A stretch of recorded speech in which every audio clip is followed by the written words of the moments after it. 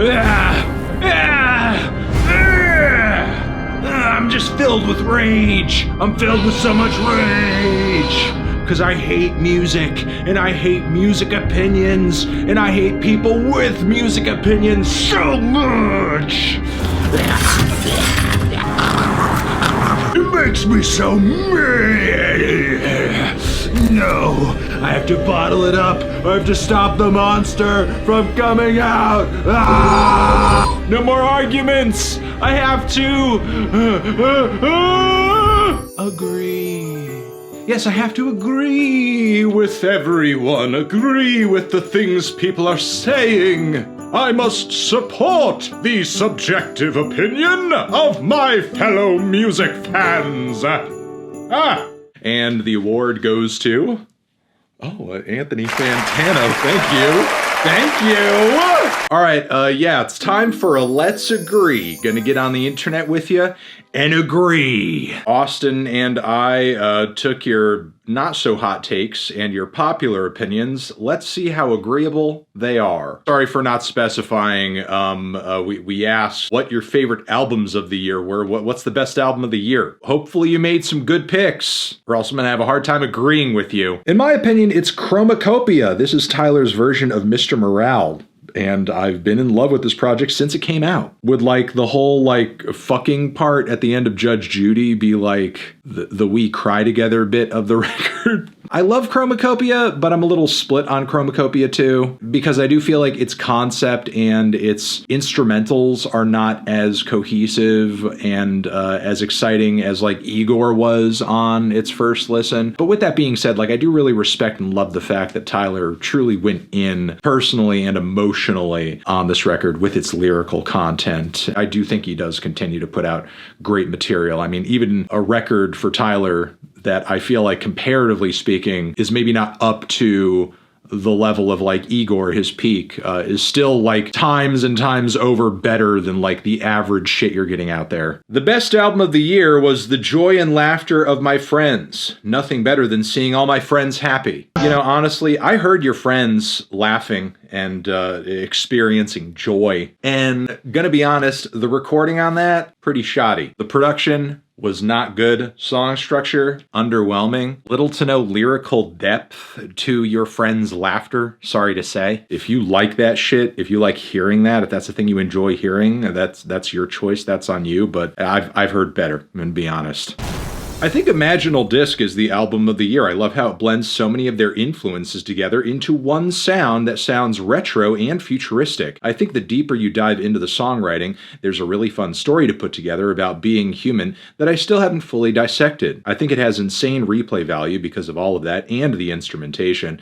I just have never heard a pop record that I found to be as complex as this sonically. I also love how drum and bass heavy so many of the songs are, and how a lot of them transition together on the album. No, it is a very good quality, well thought out pop album. Maybe a level of effort and artistry that some listeners are not used to hearing in their pop music, but I assure you it's most definitely there, especially in 2024, which has been such a strong year for pop music, in part because of this record. I mean, there are some points where I do wish Imaginal Disc was a bit more upfront with the meanings behind its tracks, and also, you know, maybe that it could be a bit more bold and out there aesthetically, because Magdalena Bay, even going back to their first record, is a duo that is very indebted to their retro influences, like you kind of point out here. But still, the production, the songwriting, the compositional elements on this record are fantastic. The flow is great. It is a very holistic and cohesive and cinematic type of pop record, and it's arguable as album of the year. I'm not going to disagree. In fact, I'm going to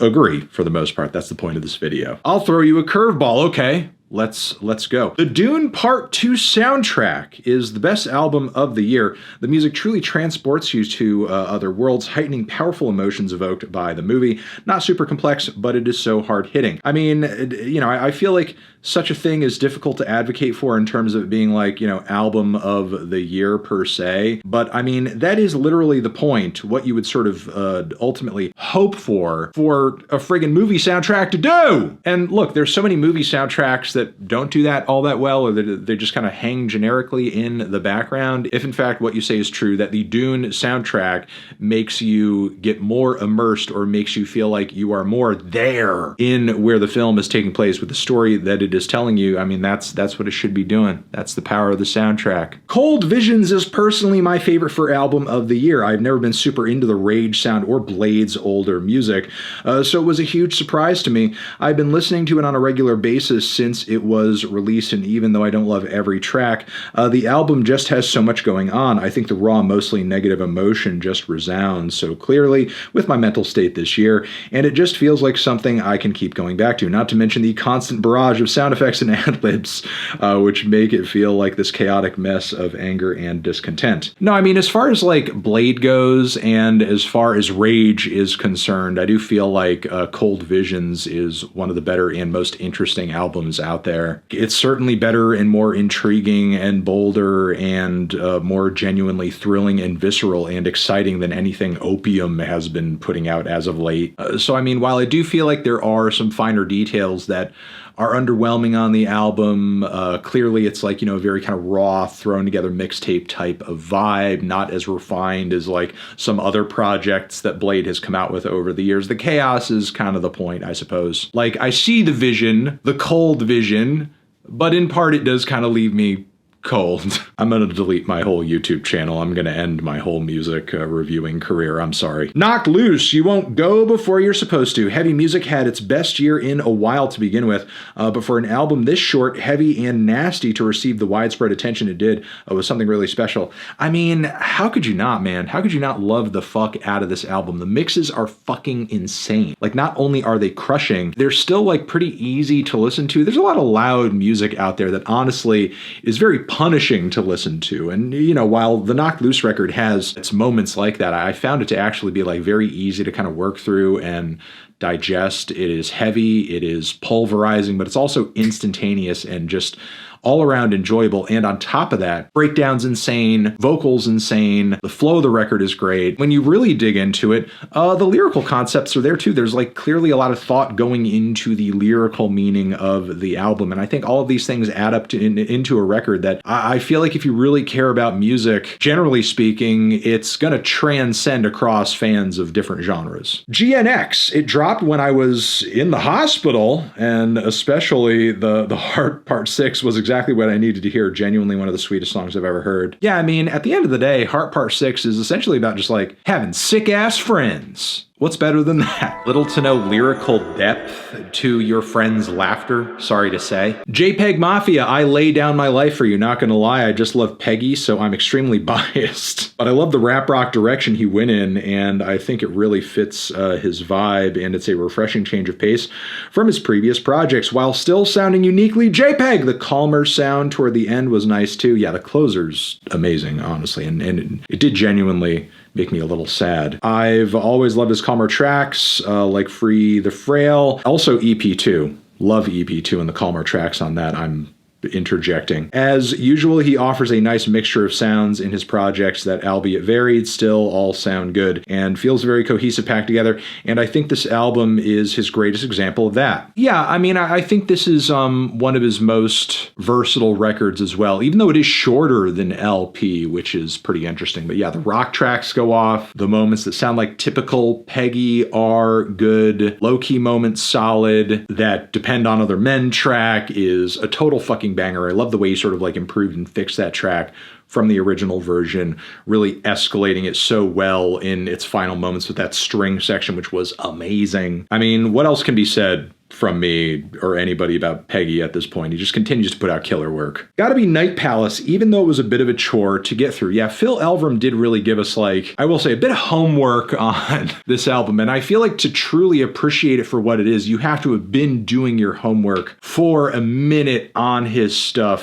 for some of the lyrical revelations that arrive toward the end of the album to really hit you as hard as at least they did me. But I do think it is, you know, an album that rewards with deeper listens, focused listens, and listens that, you know, appreciate the greater context that this album is arriving in. It would be interesting down the road to sort of hear Phil kind of go into a direction that feels a bit more general and less self-referential. I guess we'll see if we get there. I think at this point in his career, Phil has done and accomplished so much. He has a lot to reflect on. He has a big body of work to kind of pull back from. And, he just got obviously through the whole microphones in 2020 thing and, has seen a lot of success off of some recent albums that, dive into very personal and dark experiences and stuff like that. I feel like this record is definitely representative of a new chapter, though, because it sort of feels like a kind of positivity and a brightness, even kind of a rockin' visceral feeling on some of the more indie rock, slacker rock oriented tracks is really kind of coming back into his stuff in a new way. It'll be interesting to see if that continues or evolves into something else on next album, next project, next anything. What you see as those mountains is flowing matter. But yeah, that is going to be it. Thank you guys for watching. Over here next to my head is another video. Hit that up or the link to subscribe to the channel. Anthony Fantano, let's agree. Shout out also to Ryan for all of the killer edits this year on these videos. And you guys are awesome. Anthony Fantano, agree. 2024. Music forever.